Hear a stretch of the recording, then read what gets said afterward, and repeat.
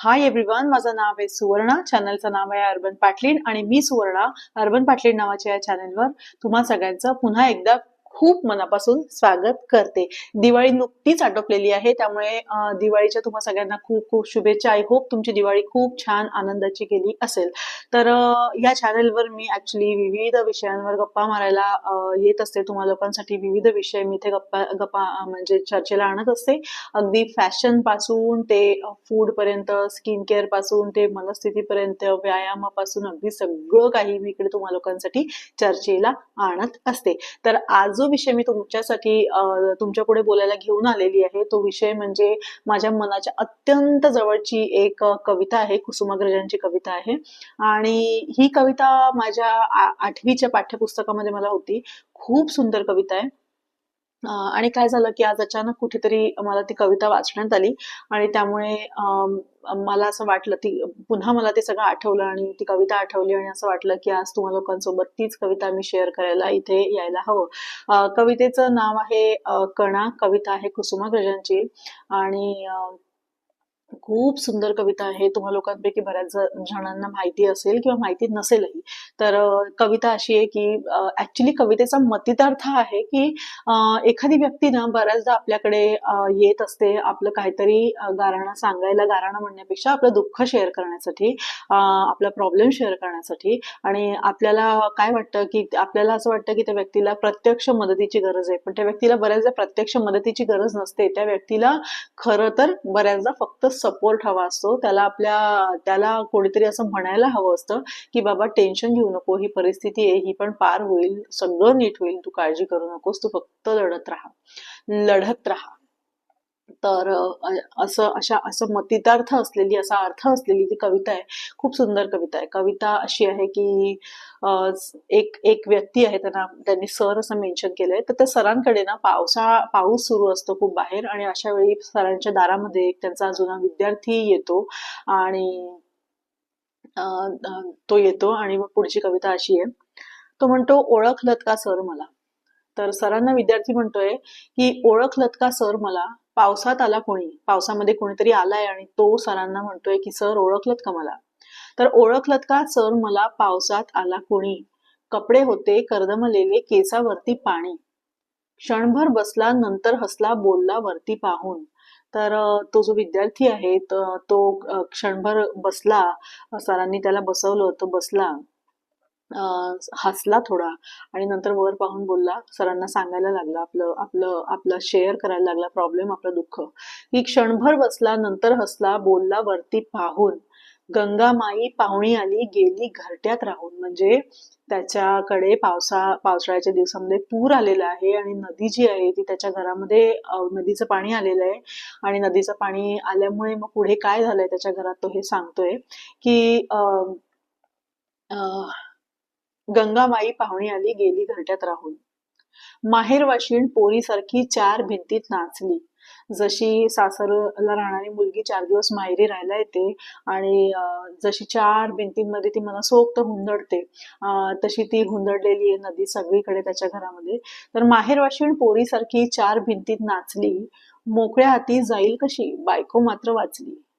तर ज्याप्रमाणे सासरी राहणारी मुलगी 4 दिवस माहेरी राहायला येते, त्याप्रमाणे ती नदी आली. ज्याप्रमाणे ती मुलगी सगळीकडे माहेरी बागडत असते, त्याप्रमाणे ती नदी बागडली. म्हणजे त्या नदीचं पाणी सगळीकडे पसरलं घरामध्ये.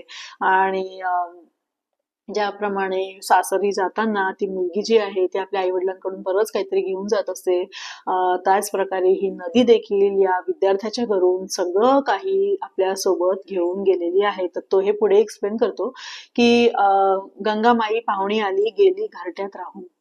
माहेरवाशीण पोरीसारखी 4 भिंतीत नाचली, मोकळ्या हाती जाईल कशी, बायको मात्र वाचली. तर बायकोला तेवढं तिने सोडलंय, बाकी ती सगळं घेऊन गेलीये. तर मोकळ्या हाती जाईल कशी, बायको मात्र वाचली. भिंत खचली, चूल विझली, होते नव्हते गेले. भिंत खचली, चूल विझली, होते नव्हते गेले. प्रसाद म्हणून पापण्यांमध्ये पाणी थोडे ठेवले. तर सगळं घेऊन गेली, मात्र प्रसाद म्हणून तिने पापड्यांमध्ये थोडंसं पाणी ठेवून गेलीये. म्हणजे जे काही त्यांचं जे काही नुकसान झालंय त्यामुळे त्यांच्या डोळ्यांना धारा लागलेल्या आहेत, पाणी लागले. तर त्याला तो प्रसादाची उपमा देतोय. तर तो म्हणतोय की मोकळ्या हाती जाईल कशी बायको मात्र वाचली, भिंत खचली, चूल विझली, होते नव्हते गेले, प्रसाद म्हणून पापण्यांमध्ये पाणी थोडे ठेवले. आता तो पुढे काय सांगतोय, कारभारणीला घेऊन संगे सर आता लढतो आहे. विद्यार्थी सांगतोय सरांना की कारभारणीला आता मी सोबत घेऊन लढतोय आणि जे काही नदीमुळे घरामध्ये घाण झालीये, चिखल गाळ सगळा झालाय, मी तो काढतोय, हे तो सांगत आहे. तर कारभारणीला घेऊन संगे सर आता लढतो आहे, पडकी भिंत बांधतोय, चिखल गाळ काढतोय. आता हे त्यांनी सगळं सांगितल्यावर सरांना वाटलं की हा काहीतरी मदतीच्या अपेक्षेने आपल्याकडे आला असेल. त्यामुळे सरांचा हात जो आहे तो मदतीसाठी खिशाकडे वळलेला आहे, जेणेकरून त्याला थोडंसं काहीतरी काढून द्यावं आणि त्याला थोडीशी मदत व्हावी या अपेक्षेने. तर ते बघताच तो सरांना काय म्हणतो की खिशाकडे हात जाताच हसत हसत उठला. खिशाकडे हात जाताच हसत हसत उठला आणि सरांना तो म्हणतोय, पैसे नकोच सर, जरा एकटेपणा वाटला.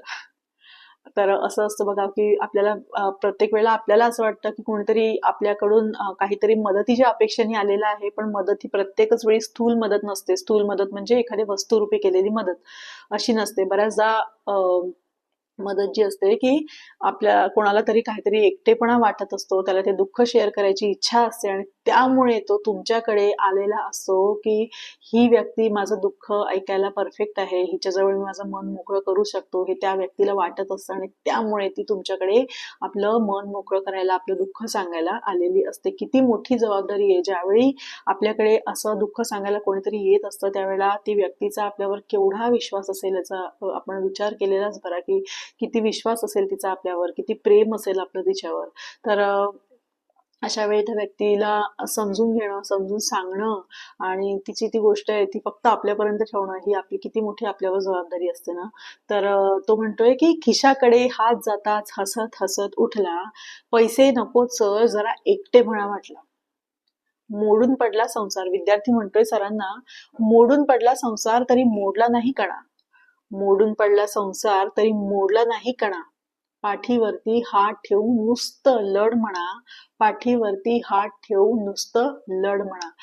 किती छान आहे. म्हणजे अजूनही माझ्या अंगावर काटे आलेले आणि जेव्हा केव्हा मी ही कविता ऐकते ना त्यावेळेला ह्या लास्ट ज्या शेवटच्या 2 ओळी ऐकल्यावर माझ्या अंगावर ऍक्च्युली खरंच काटे येतात प्रत्येक वेळी की तो म्हणतोय की माझा जरी संसार मोडून पडलेला आहे तरी माझा कणा मोडून पडलेला नाहीये. आता या कणाला आपण ऍज अ स्वाभिमान देखील घेऊ शकतो किंवा ऍज अ लढायची ताकद असं म्हणून पण घेऊ शकतो. म्हणजे मी अजून हरलेलो नाहीये, खचलेलो नाहीये. तर अशा प्रकारे तर किंवा कणा म्हणजे की आपण मी कोणाकडून आर्थिक मदतीची अपेक्षा मला नाहीये कारण माझा स्वतःवर विश्वास आहे, अशाही प्रकारे तो कणा आहे. तर तो म्हणतोय की मोडून पडला संसार तरी मोडला नाही कणा. पाठीवरती हात ठेवून नुसतं लढ म्हणा. पाठीवरती हात ठेवून नुसतं लढ म्हणा. तर अशा प्रकारे ही आजची कुसुमाग्रजांची कविता होती. माझी खूप आवडती. आय होप तुम्हाला ही कविता तुम्हालाही आवडेल. इंटरनेटवर बऱ्याच ठिकाणी अवेलेबल आहे. तुम्हाला हवं असेल तर तुम्ही गुगलवर जाऊन बघू शकता, वाचू शकता. खूप छान कविता आहे आणि छोट्याशा काही ओळींमध्येच कुसुमाग्रज खूप काही सांगून गेलेले आहेत. तर असं आहे. आणि बऱ्याचदा पुन्हा एकदा मी सांगेल की कधीतरी आपल्याकडे कोणीतरी येत असतं, ते काही कुठल्याही प्रकारच्या आर्थिक मदतीच्या अपेक्षेने येत नसतं किंवा कुठल्याही स्थूल वस्तुरूपी मदतीच्या अपेक्षेने येत नसतं. बऱ्याचदा कोणाला तरी आपल्यावर खूप विश्वास असतो आणि त्या विश्वासापोटी ती व्यक्ती आपल्याकडे आपलं दुःख शेअर करायला, त्याचं दुःख शेअर करायला येत असते. तर अशा वेळी आपल्यावर खरंच खूप मोठी ही जबाबदारी असते की त्याला समजून घेणं, त्याला समजून सांगणं, जज न करणं आणि ती गोष्ट जी आहे ती फक्त आपल्यापर्यंत तिला फक्त ठेवणं, तिला लोकांपर्यंत त्याला न पसरवणं, त्याला तिथे न घेऊन जाणं, ही आपली खूप मोठी अशा वेळेला आपल्यावर जबाबदारी आली असते.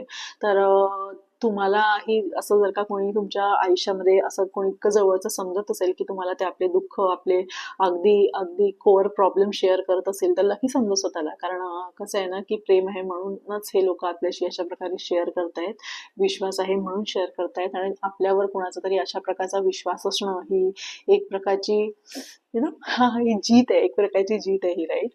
तर येस, तर हा होता आजचा व्हिडिओ. आय होप तुम्हाला आवडला असेल आणि आवडला असेल तर मला तसं कमेंट करून कळवायला प्लीज नक्की विसरू नका.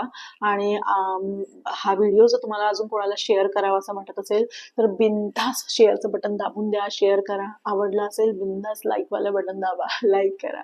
आणि अशा अनेक व्हिडिओसाठी जर तुम्हाला असे व्हिडिओ माझे बघायचे असेल तर तुम्ही माझ्या चॅनलला सबस्क्राईब देखील करू शकता. आणि व्हिडिओ कसा वाटला हे कमेंट करून सांगायला अजिबात विसरू नका.